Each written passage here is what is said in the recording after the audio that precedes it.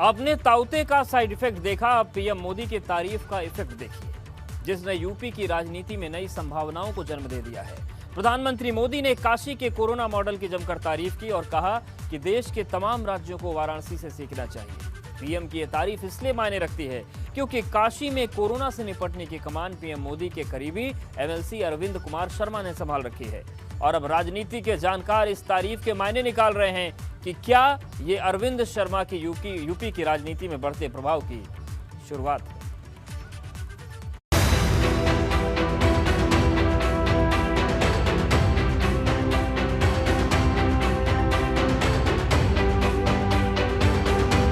Corona काल में बनारस बना देश का रोल मॉडल।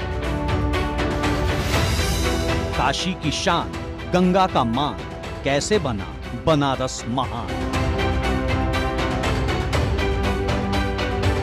विपरीत परिस्थितियों में जो रास्ता दिखाए, मुश्किलों से निपटने का तरीका बताए, वही होता है रोल मॉडल। और आपदा की घड़ी में बनारस पूरे देश के लिए एक रोल मॉडल बनकर सामने आया है, जिसकी तारीफ करने से प्रधानमंत्री मोदी भी खुद को रोक नहीं पा रहे। लेकिन सियासत में हर चीज के मायने निकाले जाते हैं, फिर चाहे वो तारीफ हो या आलोचना। कहीं बनारस की तारीफ कर प्रधानमंत्री कोई और संदेश तो नहीं देना चाहते, क्योंकि जिस काशी मॉडल की तारीफ पीएम ने की है, उसकी कमान पीएम मोदी के करीबी रहे रिटायर्ड अफसर और मौजूदा एमएलसी अरविंद कुमार शर्मा ने संभाल रखी है। कोरोना की दूसरी लहर में बनारस यानी काशी व्यवस्था के मॉडल के तौर पर जानी जा रही है। जी हाँ, कभी जहां ऑक्सीजन की कमी थी, कभी जहां बेड की कमी की खबरें आम थी, वहां पर प्रशासनिक तंत्र की सूझबूझ और प्रधानमंत्री की मदद से, पीएमओ की मदद से एक ऐसी व्यवस्था बनाई गई है जो न सिर्फ दूसरी लहर के लिए काफ़ी है, बल्कि आने वाली तीसरी लहर भी उससे कहीं ना कहीं दूर रहेगी या उस।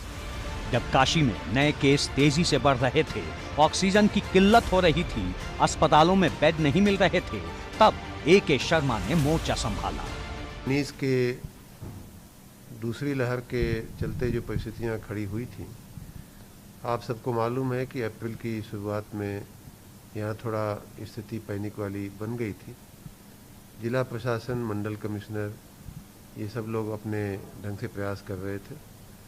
लेकिन दूसरे सप्ताह में मुझे याद है कि माननीय प्रधानमंत्री जी को यहाँ की स्थिति के बारे में थोड़ी चिंता हुई, मुझे यहाँ भेजा गया और तब से लगातार माननीय प्रधानमंत्री जी हम लोगों के संपर्क में रहे। सबसे पहले तो मैं माननीय प्रधानमंत्री जी का धन्यवाद करूँगा कि उनकी वजह से यहाँ संसाधनों की बहुत भारी मात्रा में उपलब्धि हो गई। हम लोगों को दवाओं की उपलब्धि हुई। हमने जो चाहा, हमें जो कुछ आवश्यक दिखा, वो उनके और उनके कार्यालय के सहयोग से, भारत सरकार के सहयोग से हमें उपलब्ध हुआ। और ए.के. शर्मा ने कंटेनमेंट जोन का ऐसा जाल बिछाया कि काशी को पूरे देश के सामने एक नया रोल मॉडल बनाकर खड़ा कर दिया। इसका असर आसपास के जिलों मऊ, गाजीपुर और आजमगढ़ में भी देखने को मिला।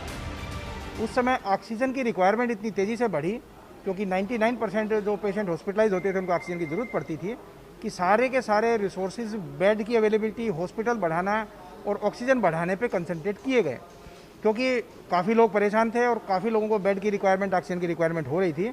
तो इस कंट्रोल रूम को एक्टिवेट किया गया, सारी चीज़ों को पुराने कोविड की तरह दोबारा से चालू किया गया, रिसोर्सेज बढ़ाए गए। गांव में, शहर में आरआरटी की संख्या, मेडिकल टीम्स की संख्या, टेस्टिंग की संख्या के लिए एलटी गाड़ियां, वो सारी पिछली तर्ज पे हम लोगों ने 14 दिन के अंदर अंदर बहुत तेजी से डेवलप की। तो क्या मान लिया जाए कि पीएम मोदी बनारस के बहाने ए.के. शर्मा की तारीफ कर रहे हैं? क्योंकि चर्चा उस वक्त भी हुई जब प्रधानमंत्री मोदी ने कुछ दिन पहले वाराणसी के जनप्रतिनिधियों और अफसरों के साथ एक वीडियो कॉन्फ्रेंसिंग की, जिसकी अध्यक्षता एमएलसी अरविंद कुमार शर्मा ने की, जबकि उनके दाहिने और बाएं तरफ यूपी सरकार के 2 मंत्री मौजूद थे। तस्वीरों में आप साफ देख सकते हैं, एक तरफ यूपी के पर्यटन मंत्री नीलकंठ तिवारी बैठे हुए हैं और दूसरी तरफ स्टाम्प रजिस्ट्रेशन मंत्री रविंद्र जायसवाल हैं और बीच की कुर्सी पर हैं एमएलसी अरविंद कुमार शर्मा। ये तस्वीर जब सामने आई तब भी इसके सियासी मायने निकाले गए थे कि आखिर सरकार के 2 मंत्रियों के रहते बैठक की अध्यक्षता एमएलसी क्यों कर रहे हैं, लेकिन बाद में सबको समझ में आ गया कि ये यूपी की राजनीति का नया अध्याय है। और वाराणसी का जो काम है और वाराणसी में जो टीम है वो ए.के. शर्मा साहब जिस तरह से तालमेल कर रहे हैं, चाहे डिस्ट्रिक्ट मजिस्ट्रेट कौशल राज शर्मा हो या वहाँ के पुलिस कमिश्नर सतीश गणेश जी हों, इन सब ने मिल के एक अच्छा तालमेल और एक बहुत बेहतर मॉडल क्रिएट किया। और वाराणसी जैसा एक ऐसा इलाका जहाँ पे बहुत ज़्यादा स्वास्थ्य सुविधाएं नहीं हैं, वहाँ उन्होंने कोरोना को रोकने में और जो जिस तरीके से टेस्ट एंड ट्रेस करने की जो सिस्टम उन्होंने डेवलप किया, उसकी आज तारीफ हो रही है। सिर्फ अरविंद कुमार शर्मा की राजनीति में एंट्री भी बड़ी दिलचस्प है। वो 1988 बैच के आईएएस अफसर रहे हैं।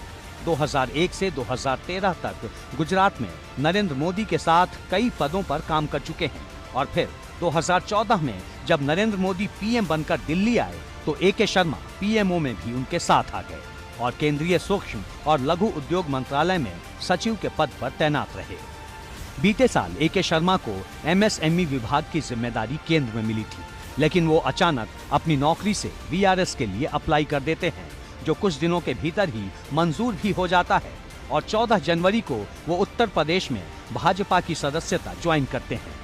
इसके बाद पार्टी उन्हें एमएलसी उम्मीदवार बनाती है और जनवरी में ही वो निर्विरोध एमएलसी चुन लिए जाते हैं। इसके साथ ही एक झटके में वो ब्यूरोक्रेट से राजनेता हो जाते हैं। इसके बाद उन्हें लेकर तमाम तरह की चर्चाएं सियासत के गलियारों में होने लगी। कभी उन्हें सरकार में महत्वपूर्ण जिम्मेदारी दिए जाने की बात कही जाने लगी तो कभी कुछ। लोग इंतजार करते रहे, समय बीतता रहा, लेकिन ऐसा कुछ भी नहीं हुआ। 1988 बैच के आईएएस अफसर रहे अरविंद कुमार शर्मा मूल रूप से यूपी के मऊ के रहने वाले हैं। वो 2001 से ही नरेंद्र मोदी के साथ जब वो चीफ मिनिस्टर बने तब से काम कर रहे हैं और लंबे समय तक, जब तक वो चीफ मिनिस्टर रहे, उनके साथ सीएमओ में काम किया और जब प्रधानमंत्री बन गए नरेंद्र मोदी तब अरविंद कुमार शर्मा पीएमओ में चले गए।